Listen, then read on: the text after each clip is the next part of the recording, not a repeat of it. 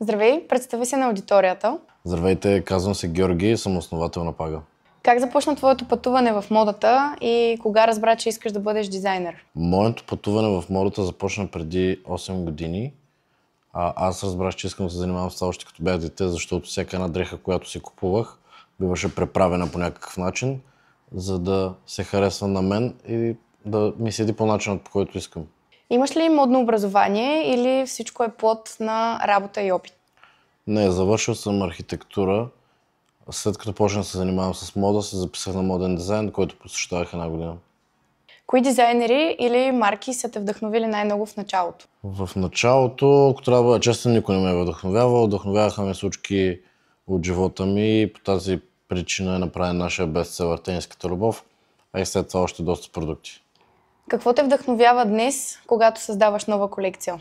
Вдъхновяват ме хората най-вече и също така, както и преди, моменти от живота. Кой беше най-големият риск, който си поел, докато изграждаш своят бранд? Рисковете са много, те си имат и последствия. Всяко едно мое прекалено рисково решение водеше до фалит. Аз съм фалирал 4 пъти. Така че, да, всяко едно по-рисково решение води до това, но важното е, че винаги се изправяме след такива периоди и продължаваме напред и продължаваме с по-големи успехи, което значи, че колкото и да е голям риска, поемаш го и след това жениш успех. А какво беше най-голямото предизвикателство в началото?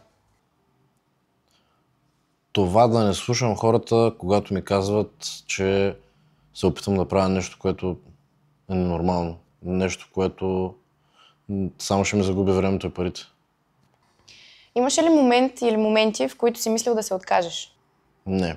Може би това е упорството ми е нещо, което винаги ми е давало сила и не ме е оставил да се откажа, защото при всеки един провал е много лесно да кажеш ще спра и няма да продължавам напред. Какво според теб отличава успешния дизайнер от просто добрия? Успешният от добрия дизайнер се отличава само по едно нещо, а това е историята, която седи зад бранда и човекът, който седи зад бранда. Връзката между клиента и дизайнера, за да могат да усетят потребителите това, което дизайнер иска да каже със своите дрехи. Как би описал стила на своята марка с думи? Ще го опиша с една дума и той е просто различен. А какви послания искаш да предадеш чрез своите дрехи? Любов и много любов. Пиша го навсякъде, защото не съм поддръжник на това, чрез дрехите, защото има много брандове, които чрез дрехите си се опитват да изпратят послания на злоба, война и всякакви такива лоши неща. За мен това не е правилно. И аз се опитвам да предам една позитивна емоция на хората с нашите дрехи. За какъв тип хора създаваш своите модели? За всякакви. От 10 годишни до 50 годишни. Виждал съм дядовци с нашите дрехи, както и деца.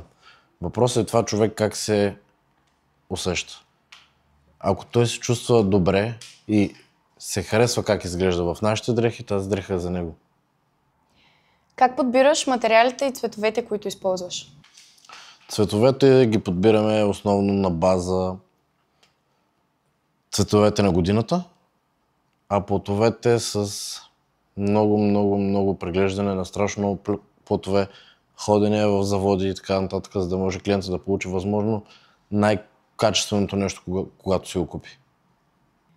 Кое е най-важното, което си научил за развиването на собствен бизнес? Най-важното, което научих е, че трябва да се отнасяш с хората добре, защото сам човек е само за тоалетната. И сам до никъде няма да стигнеш. И ти трябва много голям екип от хора, с които ти трябва да се държиш добре. Иначе до никъде. Как се справяш с баланса между творческата и бизнес частта? Лесно, като съм я разделил. В някои от дните се занимаваме само с творчество, а в други изобщо сме го изолирали и се занимаваме само с бизнес частта. Колко важна е според теб ролята на социалните мрежи за развитието на една модна марка? Основополагаща. Не знам брандове като Gucci, Cartier и така нататък. Как са успяли да да стигна до толкова много хора преди години, когато няма нито една социална мрежа, интернет, телефони и така нататък. Но в днешно време социалните мрежи са фундамента на това да достигнеш до повече хора и да продаваш повече. Какви са амбициите ти за разширяване? Нови пазари, нови линии?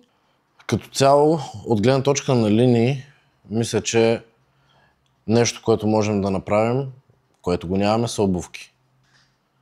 Мислим над въпроса, а новите пазари, мислим тази година по план, ако се случат нещата, да навлезем в 3 нови пазара и живот и здраве ще видим на есен. Как виждаш ролята на модата в днешното общество? Както са казали хората, по дрехите посрещат, по ума изпращат. Чрез дрехите ти изразяваш себе си, емоцията си, затова ролята е страшно важна. Смяташ ли, че модата трябва да бъде ангажирана с социални каузи? Естествено и ние се ангажираме с такива, като всеки месец даряваме 3% от оборота ни за благотворителност и добри каузи. Аз лично организирам доста благотворителност, защото дали дрехите или всеки един бизнес, когато правиш пари, трябва да даваш пари. Хората са казали, че парите не могат да ти купят щастие, но тази емоция, която можеш да видиш в очите на хората, когато с пари им купиш на бездомници дрехи и храна, на деца без родителски грижи им подариш това да видят те някой известен, да им подариш дрехи, да организираш рожден ден на някой дете. Всички тези емоции, когато ги почувстваш заедно с тях, те са безценни. Сърцето ти се пълни и те зареждат толкова много, че няма база за сравнение. Тоест това е нещо уникално. Препоръчвам на всеки да го направи. Аз го правя често и изпитвам това чувство. То ме зарежда страшно много и ме кара да се чувствам жив. А какво носиш в ежедневието си? Имаш ли модно правило, което никога не нарушаваш? Нося предимно мои дрехи. Правило, което не нарушавам, да, едно основно. Винаги трябва да съм вау и да се харесам. Не мога да излезна от нас в обикновен вид. Просто не се ли харесам, няма как да излезна. Не мога да сложа дънки, кецове на тениска. Това не е моето. Трябва да хората като ме видят да си кажат, виж го това пича. Какъв съвет би дал на младите дизайнери, които тепърва започват? Основният съвет е да изразят себе си. Да не копират, да не гледат от другите. Просто бъдете себе си. Хората за това ще купуват дрехите ви. Не защото ще направиш нещо като някоя световна марка. Не, бъди себе си. Това ще се хареса на хората и това ще направи да си стабилен на пазара. За да разберете как да сте успешни, може да следвате нашите страници в Instagram и в Facebook, защото в края на септември аз ще пусна обучение за това как да създадеш успешен моден бранд в България. Ще има цялото ноу-хау и всички стъпки на това, как да започнеш да направиш продукт и на края на обучението ти да имаш цялостна стратегия, продукт и да си готов да поемеш този път.